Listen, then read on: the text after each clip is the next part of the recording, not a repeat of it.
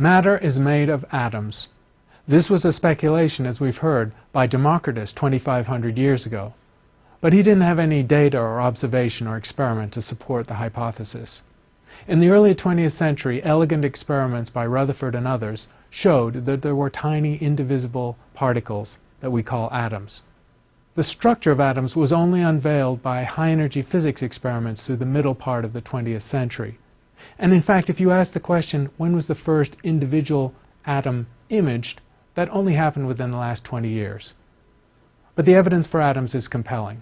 Atoms are real, and they compose everything in the universe. In this series of zoomed images, we go in orders of magnitude, starting with a familiar situation, grains of sand. An individual grain of sand may be a millimeter, down to a few tenths of a millimeter. At 10 times zoom, we can see the individual grains of sand. If we increase the zoom to a factor of a few hundred, now the individual grains of sand start to take up the entire view, and we're looking at the details of the mineral that compose sand. We're still not able to see individual molecules, but large numbers of molecules. Going in another order of magnitude to a factor of 10 or 100,000, the individual crystals now devolve into planes that correspond to the molecular layers within the sand, which is silicon dioxide. Another order of magnitude or so, and those individual molecular layers are now visible. And going into the final level of zoom, which is 100 million times, individual molecules are now visible, composed each one of 3 atoms. This is the method that's only been developed and perfected in the last few decades that allows us to inspect matter at the atomic level. What is the basic structure of matter, or structure of an atom? In the 19th century, it was thought that atoms might be billiard balls or BBs, tiny, indivisible particles, hard-edged. But experiments by Rutherford and others in the 20th century show that that is not the case. Rutherford's elegant experiment shows that atoms are mostly empty space. When he fired charged particles through a thin gold foil, much to his surprise, most of those charged particles passed straight through, as if the atoms weren't there. And we know from his experiments that atoms are 99.999999999% empty space. Occasionally, a charged particle would violently recoil from the nucleus of an atom. And from that violent recoil, in the same beautiful set of experiments, Rutherford concluded that the atomic nucleus is small, dense, and charged from the protons within it. The combined picture we get from these experiments is of a tiny atomic nucleus housing 99.9% of the mass of every atom, and a diffuse cloud of negatively charged electrons occupying most of the volume. Atoms are incredibly small. If you put them edge to edge, 1 trillion would fit across the head of a pin. A scale model that gives us a sense of the scale within the atom would be a football stadium, where a baseball sits at the 50-yard line. That's the atomic nucleus. And the electrons orbit in a cloud at the outer edge of the stadium, in the upper parts of the stands. That shows how much is empty space in the atom, where a tiny percentage of the mass occupies the large volume. Most of the mass is in that baseball at the 50-yard line. And then the next atom would be a football stadium away. This is the emptiness of normal matter. The fact that matter feels solid when you run into a wall or step your foot on the ground is an illusion due to the electrical force that keeps atoms apart in normal matter. Other terminology that we need in terms of atoms is the distinction between atomic number and atomic mass. Each unique atomic number corresponds to an element, and that is the number of protons in the nucleus.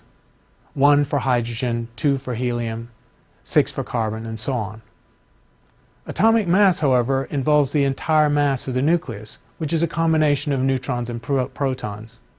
Neutrons and protons have about the same mass, but neutrons have no electrical charge. The uniqueness of an element comes from an equal number of protons in the nucleus and electrons surrounding it. Neutrons do not play into the electrical force because they have no electric charge. We define an isotope of an element as a version of that element with a different number of neutrons. Remember, the varying number of neutrons does not affect the chemical behavior, and so it is the same element, but the isotope because it has a different mass. Some isotopes with large numbers of neutrons relative to protons can be radioactive and decay. Molecules are one or more atoms held together by the electrical force. There are many types of molecules. In the universe, over 120 different molecules have been detected, mostly in cool interstellar space.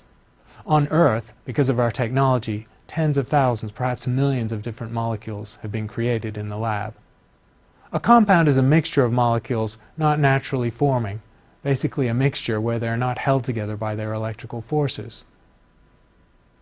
Organic compounds or organic materials are those that specifically involve the element carbon. We've seen that the solidity of matter is essentially an illusion of the electrical force. These experiments, of course, were done over 100 years ago. More recently, with high-energy physics experiments and accelerators, we can pick apart atoms and show in detail how they're made. The nucleus of an atom, in particular, is an impregnable fortress held together by the electrical force, one of the strongest forces of nature, far stronger than gravity. So it takes extraordinary energies to break apart an atomic nucleus. Much smaller amounts of energy required to take electrons from an atom and ionize it. Since we're dealing with extremely large numbers in this class, we'll use orders of magnitude to characterize the number of atoms in different familiar situations. Let's start with our grain of sand. The grain of sand, made of silicon dioxide, contains roughly 10 to the 19 atoms. That's 10 billion billion. A human contains roughly 1 billion times more, the equivalent of 1 billion grains of sand. And most of humans are composed of water, H2O, plus some carbon, nitrogen. That total number of atoms is 10 to the power 28, a 1 with 28 zeros after it. Taking the Sun as a typical star, the number of atoms in a star is 10 to the power 57, a 1 with 57 zeros. And in the case of stars like the Sun, almost all of those atoms are the simplest two elements, hydrogen and helium. Going up to the next scale of structure in the universe, we have galaxies. A galaxy will typically contain about 100 billion stars. And that corresponds to about 10 to the 69 atoms, a phenomenal number, 1 with 69 zeros. And perhaps the largest pure number in science is the number of atoms in the universe, composed of about 100 billion galaxies in the observable universe. That number is 10 to the 80, a 1 with 80 zeros after it. Now obviously no one has ever counted that number of atoms, much less the number of stars in any one galaxy, nor the exact number of galaxies in the universe. This is how astronomers use estimation, or projection, or extrapolation, to derive overall numbers about the universe we live in. To summarize atoms, the evidence for atoms has become extraordinary in the last few decades. We've been able to inspect within normal matter and see individual atoms and make images of them. There is no doubt that atoms exist. We can understand the universe in terms of the atoms it contains, many of which are single atoms and some of which are composed into molecules. Most of the universe is made of the simplest two possible atoms, hydrogen and helium. We can characterize the typical number of atoms in terrestrial everyday objects, like human beings, or in stars, galaxies, and the universe itself, leading to one of the largest numbers in science, 10 to the power 80, the number of atoms in the visible universe.